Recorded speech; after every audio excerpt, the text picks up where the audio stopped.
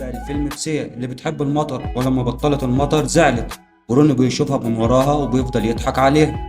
ولما لفت وشها بتلاقيه بيضحك عليها، قالت له خلصت ضحك؟ بيقول لها انا مستنيك تخلصي عشان اكلم المطر انا كمان. ويفضل يضحك وبيتريق عليها، بتقول يلا امشي من هنا. وقبل ما يخرج السواق بيضرب فرامل، بترمي روني عليها وبتحضنه، وروني بيدوب في عينيها، وهي بتشيل ايده وبتمشي وتروح تقعد مع امها. وهنا بيشوف سيا فبتبص له، فبيبعت لها بوسه على الهوا، فبتلف وشها وبتفضل تضحك، وبعد كده بتنزل له بتقول له انت مفكر ان انا احبك؟ فقال لها اه هتحبيني وهتشوفوا الايام هتثبت لك. فبتسيبه وتمشي. فبيشوفهم راجو، وراجو ده بيكون زعيم عصابه، بيكون معجب جدا بسيا، ورونو بيقرر يكمل رحلته مع سيا. اتحرك، فبترجع سيا تقول له ابويا خرج من القطر ولسه ما رجعش، فبيقرر رونو انه ينزل يدور عليه. بعدها بتتفاجئ ساب ان ابوها ركب القطر، فبتندع على روني بتقول له تعالى ابويا طلع في القطر. بيرجع روني لكن بيتكعبل في الارض وبيقع، والقطر بيتحرك وبيحزن جدا روني وسيا لانهم مش هيكملوا الرحله مع بعض. بعدها بيقابل راجا ابوه معلم الفنون القتاليه اللي هو سوامي. وبعدها بنشوف راجا بيروح نفس المدرسه لتعليم الفنون القتاليه، وبيكون الطلاب بيتمرنوا، فبيقاطع المعلم بيقول له ليك معايا رساله من ابويا، وبيكون ابو روني صديق المعلم. فبيقرا الرسالة، بيكون مكتوب فيها لما تشوف الرسالة دي هكون أنا ميت. روني واحد مستهتر مش مهتم غير بالقتال وبس، وخايف على ابني بعد موتي، فحاول تخليه إنسان. فبيتعرف المعلم على روني. سوامي انت عندك كام سنة؟ فبيقول له انا 23، بيقول له انا 68. فبيتريق روني على سوامي، وبيقول له باين عليك اصغر من كده بكتير. اذا كان مهتم بالقتال، فبيرفع روني صباعه، بيمسكوا سوامه من صباعه وبيرميه في الارض، فبيبقى محرج قوي قدام الطلبه. فبيقوم بيقول له انا مش بمد ايد على الكبار في السن والستات والاطفال. فبيرفع صباعه تاني لكن بيرميه تاني في الارض.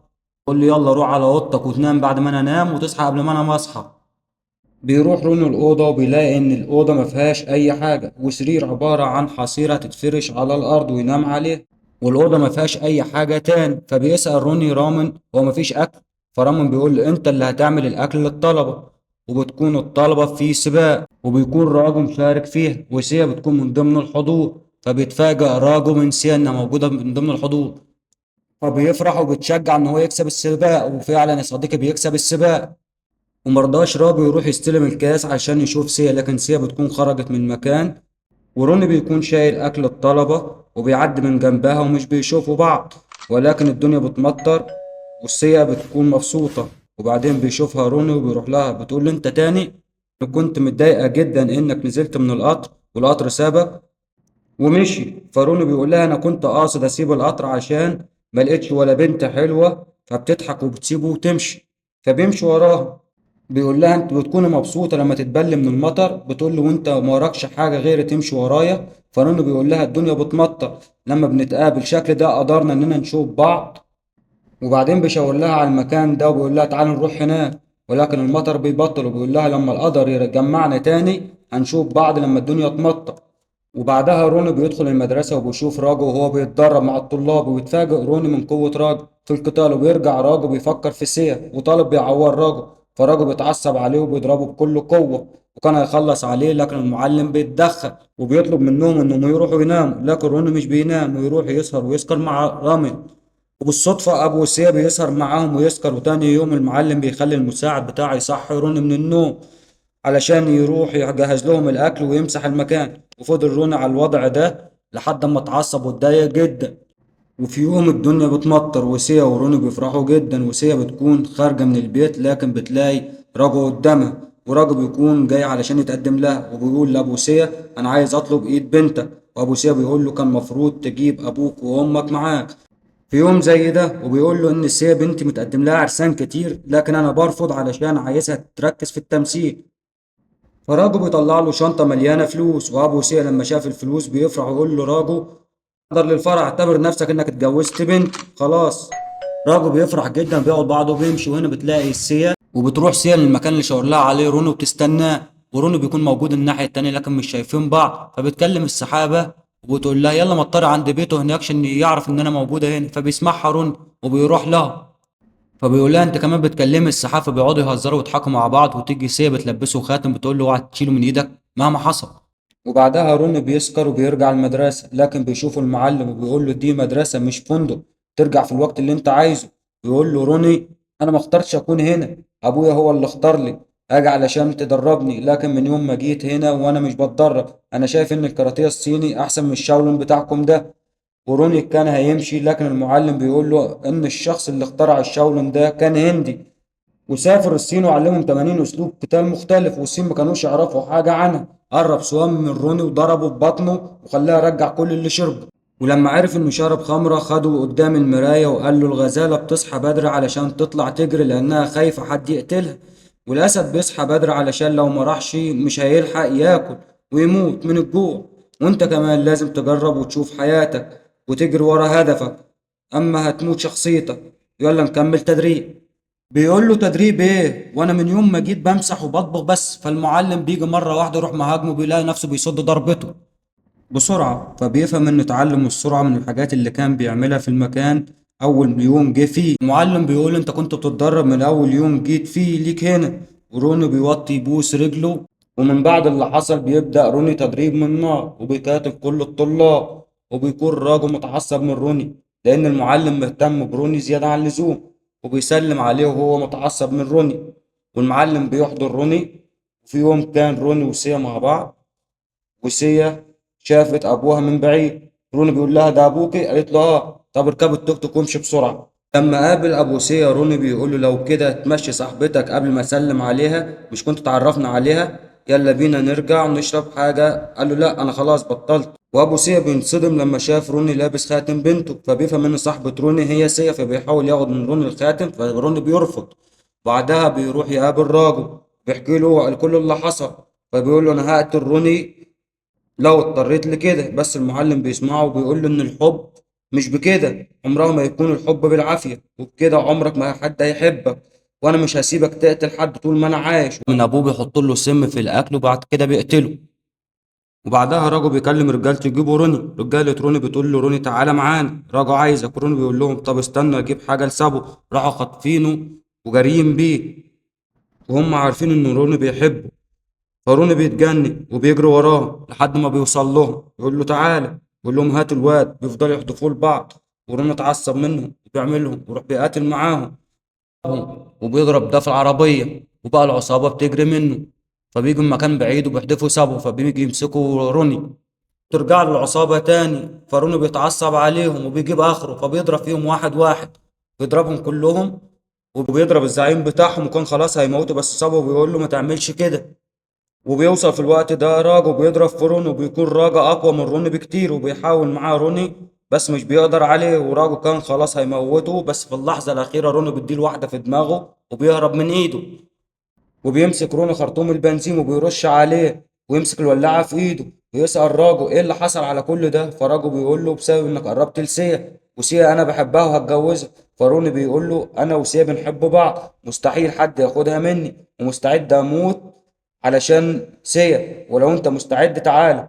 راجو بيقول له انا هخلص عليك وهاخد سيا. قال له انت مستعجل تقتلني ليه؟ احنا لسه في البداية. وبعدها بيروحوا كلهم عشان يحرقوا جثة المعلم بتاعهم، فبيكونوا حزينين قوي عليه. وبيفكر راجو ازاي يتخلص من روني.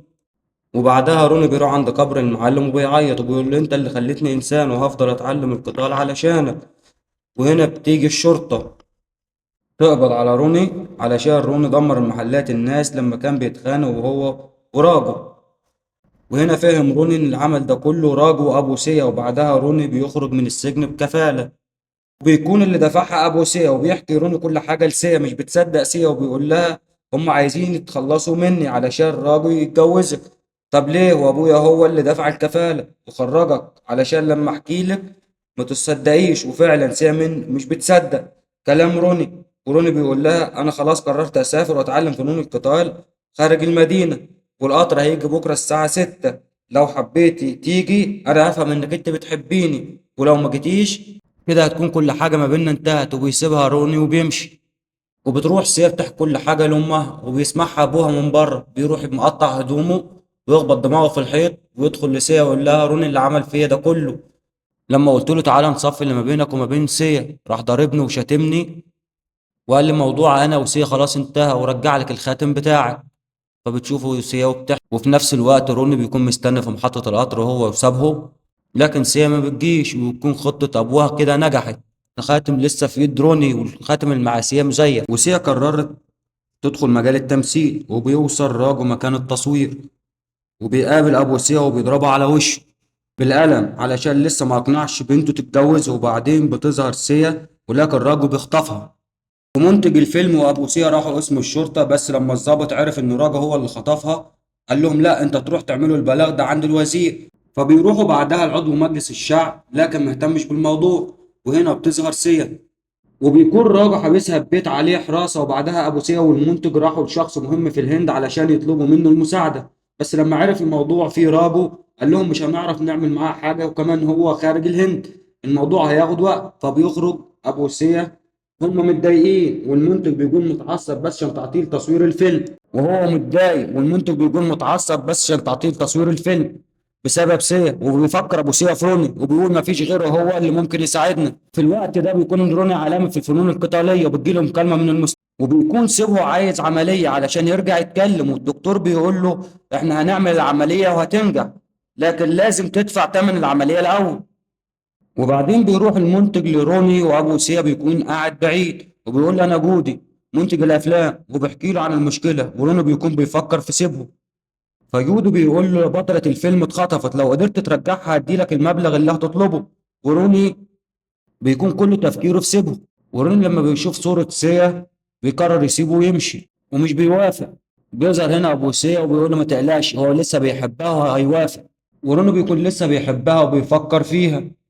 وهنا جودي بيروح لروني تاني وبيكلمه، بيقول له ها غيرت رأيك؟ روني قال له انا هنقذها لكن علشان محتاج الفلوس بس. وبياخد روني اول طيارة وبيروح على تايلاند. وهنا سيليا بتكون متعصبة وبتكسر كل حاجة، وراجو بيحاول يهديها، بيقول لها خلينا نتجوز ونبدأ حياة جديدة. سيا بتقول له تتجوز؟ انا لو جاتني الفرصة هقتلك. راجو بيقول لها خلي بالك انت هنا في مكاني ومستحيل حد هيقدر يجي وينقذك. وهنا بيوصل روني تايلاند وبيوصل للمطار وبيروح على حلبة مصارعة قتال شوارع، وبيتحدى أقوى مقاتل، وكل بيكون مراهن على المقاتل ده إن هو هيضرب روني، لكن روني بحركة واحدة بيوقعه ويجيبه في الأرض، وكل بيكون مصدوم. وروني كده بيكون عايز يوصل رسالة عشان الشخص ده يشوفه، ده بيكون واحد من حراس راجل، وبيكون خسر فلوس كتيرة بسبب القتال ده اللي حصل وروني فاز فيه. وبكده خطة روني بتنجح، وجيم بيروح هو ورجالة البيت روني اللي قاعد فيه ومع رجالة كتير، وبيفضل يجري منهم في الشارع وبعدها بيقتلهم ويخلص عليهم. وبعدها جيم بيروح على المسلسل روني بياخده منه وبيقول له قول لي فين مكان بيجو، وده بيكون واحد من رجالة راجل. بيوصل لبيجو وبيرفع على مراته السلاح وبيقول له قول لي على مكان راجل بدل ما اقتل لك مراتك. وبيجو بيقول له بلاش علشان مش هتعرف توصل لراجل. وبعدين بيقول له مكان راجل، وبيقول له المكان ده عليه حراسة كلهم مسلحين، ولو دخلت المكان ده هتلاقي كل دور عليه رجالة مختلفين وأقوى من اللي قبلهم، ولو عديت من كل دول هتقابل يونج وده وحش صيني، وآخر دور بتكون فيه سيا. وهنا بتكون سيا نايمة وبيجيلها راجل وبيكون عايز يصلحها ويلبسها سلسلة، لكن هي بتشوفه وتروح زقها بعيد، لكن الحراس بتشوف سيا وبتضربها على دماغها وبتخليها تفقد الوعي وبتقع من طولها. بيكلم بيجو يقول له سيا راحت على المستشفى. روني بيقول له فين المستشفى دي؟ قال له مش هينفع اقول لك. راح روني قتل مراته وخده معاه علشان يعرف مكان المستشفى. وروني بيلبس لبس دكتور، وسيا بتشوف روني، بتبص سيا لروني وبياخدها روني وبيمشي. وبيفوق بيجو ويكلم اخوه يونجو بيقول له في واحد هندي جه في المستشفى وحطني في شنطة العربية ودخل المستشفى. بيقول له مين ده؟ ولما بيسمعوا راجو بيعرفوا انه روني وبيجري وراه بيلاقيه ويرفع عليه السلاح، ولكن روني بيرفع سلاح على سيا ويقول له نزل اسلحتكم وبيهرب من المكان. وبعدها روني بياخد سيا ويروحوا في مركب. يلا مستني ايه؟ لو ما اشتركتش في القناة اشترك في القناة ولايك للفيديو جميل كده من ايدك. وكان متفق روني مع اهل سيا انهم هيتقابلوا في الجزيرة. وانا بيوصلوا الجزيرة انا اسف اني وريتك وشي مرة تانية. قالت له انا ما طلبتش منك انك تيجي. قال لها انا جيت بس علشان مقابل مادي. وسيا بتزعل من كلامه، انا خلاص ما بقتش عايزاك وكنت اعرف اهرب لوحدي. وروني كان خلاص هيمشي، الدنيا بتمطر فبيقلع القميص وبيرجع لها يلبسه لها. وسيا بتتفاجئ ان الخاتم لسه في ايده، وبتحكي له على كل حاجة حصلت، وهو كمان بيحكي لها على كل حاجة حصلت. ولما بيفهموا الحقيقة بيرجعوا لبعض تاني. رجالة راجو وبيضربوه وبياخدوا منه سيف، وبيكون راجو رجالته، وبينزل رونجو بيجوم العربية، وبيقول راجل روني دي خلاص كده نهايتك. فبيفضل يكسره في عظمه. بيجوا المسدس من جنبه وبيضرب راجو بطلقة، وبكده بيكون خلاص خد حق مراته، وبيرموه في المية. وراجو بياخد سيا وبيمشي من هناك. بيقول لها أنا عايز أبدأ معاكي حياة جديدة ونتجوز، ولو قلت لأ هموتك. وبعدها الدنيا بتمطر وكده. يا سيا حست إن روني لسه عايش، وفعلا روني بيكون لسه عايش، وبيهاجم على الحراس وبيخلص عليهم، ويدخل للدور اللي بعده ويخلص عليهم. ويشوفوا راجو في الكاميرا. يفهم راجو ان بيجو ما قتلش روني. فبيجو بيقول له انا مرضتش اقتله علشان هو على حق، مرضيش يقتل مراتي. فراجو بيقتل بيجو. هنا بيظهر الوحش الصيني يونج، وبيدخل في مقاتلة شرسة مع روني. فبيفضل يضرب في روني، وبيقول له في فرق كبير بين القتال الصيني والقتال الهندي بتاعكم. وفضل يضرب فيه، بس روني بيغضب من كلامه وبيصد ايده، ويعرفه القتال الهندي اللي اتعلمه من المعلم، وبيكسر عظمه وبينهي حياته. وكده انتهى. ما كفايه يا حاج روني، كفايه كدب بقى. وسيا بتهرب وتروح لروني، بتقول له يلا نمشي من هنا. لكن روني بيقول لها لا، لازم واحد فينا بس هو اللي يعيش، انا او هو. وبيتفقوا على كده وبيروحوا. الراجل قاعد على الكرسي، وبيقوم مره واحده بيد واحده لروني. وسيا كانت عايزه تضربه لكن ضربها هي كمان. رايحه فين انت، اقعدي على جنب. الراجل بيتفوق على روني في القتال. راجو بيقول له انا قتلت المعلم علشان سيا. ولما عرف روني بيغضب جدا، وبيقول له المعلم بتاعي لسه عايش والتعليم بتاعه جوايا. وبيهاجم على راجو وبيكسر له عظمه وبيخلص عليه نهاية. وبعدين بيرجعوا هما الاتنين مدرسة المعلم، وروني بيعمل المعلم تمثال. وهنا بيخلص الفيلم. لو عجبك الفيلم اشترك في القناة ولايكك الجميل.